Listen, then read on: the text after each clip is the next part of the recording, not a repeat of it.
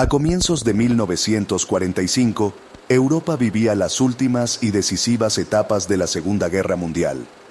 Al este, el Ejército Rojo penetraba en Alemania tras avanzar desde Polonia y los Balcanes, mientras que al oeste las fuerzas aliadas, estadounidenses, británicas, canadienses y francesas, empujaban a la Wehrmacht a través del Rin. Cercada por ambos frentes, la Alemania nazi de Adolf Hitler se enfrentaba a un colapso inevitable. Bajo el estruendo de las bombas y la presión de tropas exhaustas, el país se desmoronaba, dejando tras de sí millones de civiles desplazados y prisioneros en busca de salvación. En ese contexto, el río Elba adquirió una relevancia simbólica y estratégica.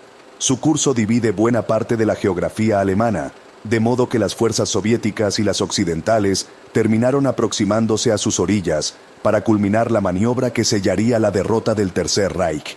El 25 de abril de 1945, cerca de la ciudad de Torgau, soldados estadounidenses y soviéticos se encontraron y se estrecharon las manos.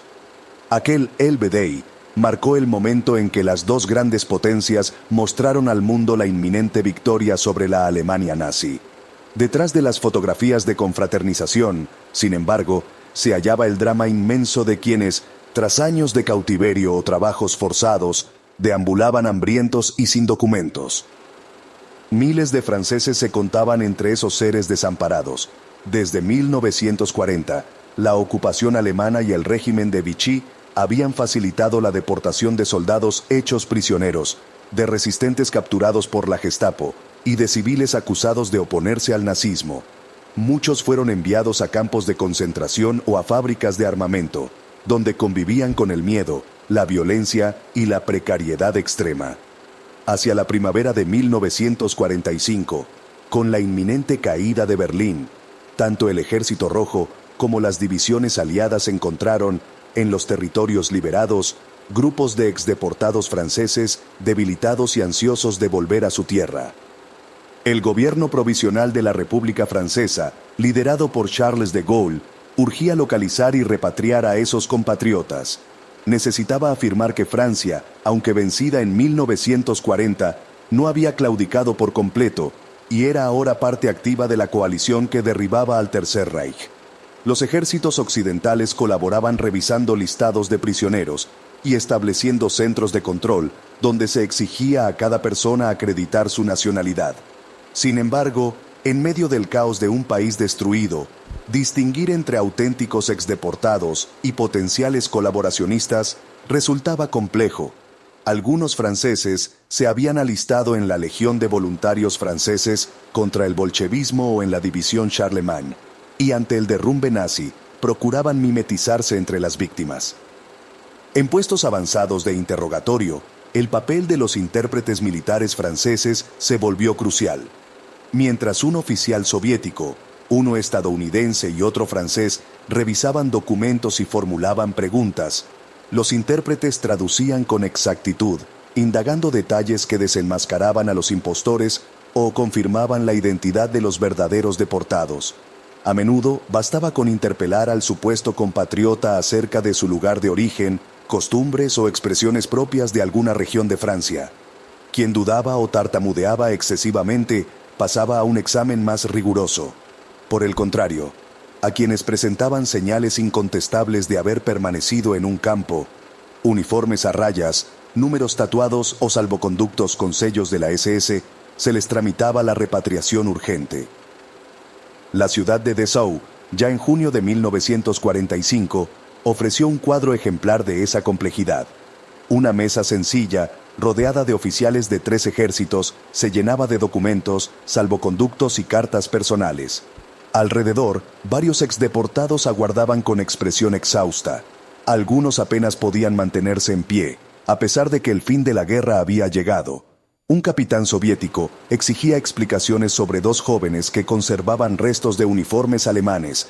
El oficial francés, respaldado por un intérprete, afirmaba que, de ser realmente franceses, debían quedar bajo jurisdicción de su país. El mando estadounidense, intentando mantener la calma, anotaba datos en una libreta, consciente de que cualquier error podía suponer la impunidad de un criminal o la retención injusta de un inocente. Quienes lograban demostrar su condición de exdeportados se encaminaban hacia la zona ocupada por los aliados occidentales, con el fin de tomar un tren o un camión militar rumbo a la frontera francesa. Ese periplo no resultaba inmediato. Alemania estaba hecha ruinas, muchas carreteras y vías férreas estaban destruidas, y las prioridades de transporte se destinaban ante todo a la logística militar. No obstante, la perspectiva de cruzar al oeste infundía confianza a los liberados, que temían quedarse en el sector soviético, donde existía el riesgo de ser considerados colaboradores o tratados con recelo. En el oeste, a su vez, la presencia de unidades francesas facilitaba que el reencuentro con la patria fuera cuestión de días o semanas en lugar de meses.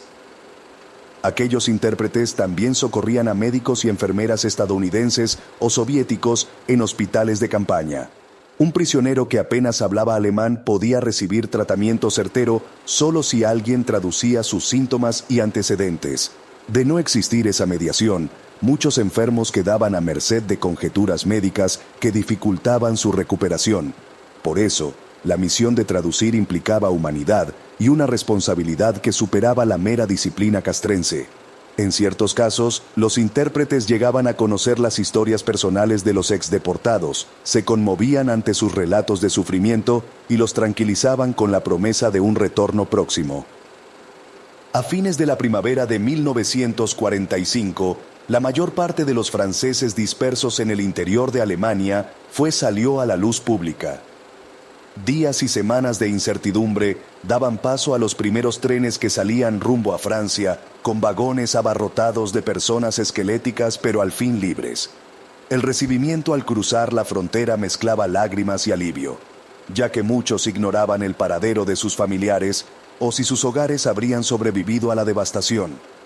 El país en sí había quedado muy golpeado por la ocupación y precisaba reponer infraestructuras con urgencia. Aún así, la certeza de verse nuevamente bajo el cielo francés resultaba sanadora, incluso ante la dureza de la realidad que aguardaba. Este vasto operativo de repatriación, que continuó a lo largo de 1945 y parte de 1946, consolidó la idea de Francia regresa. El gobierno provisional de Gaulle se empeñó en demostrar que la nación, tras la vergonzosa derrota de 1940, emergía con dignidad recuperada. Entre las potencias ocupantes de Alemania, Francia recibió un sector propio, afirmando así su papel en la victoria.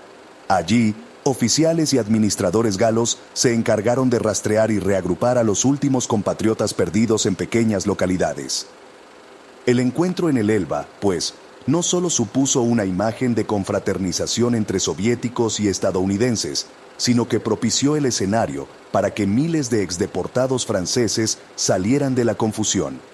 Con la cooperación militar y el arduo trabajo de estos intérpretes, se aceleró la identificación de inocentes y se evitó la fuga de colaboracionistas que pretendían escabullirse de la justicia. De esa manera, el río Elba, testigo de uno de los momentos icónicos de la guerra, fue también la línea que separó el pasado de horror de un futuro que prometía el regreso a casa. Al final de ese proceso, cada convoy que entraba a Francia con exdeportados representaba una pequeña gran victoria moral. Muchos regresaban con secuelas físicas y psicológicas para las que no estaban preparados, en un país necesitado de reconstruirlo todo. Aún así, el hecho de volver tras la pesadilla de la guerra demostraba que, por encima de las diferencias entre soviéticos y occidentales, existía un compromiso de rescatar a quienes habían padecido la tiranía nazi.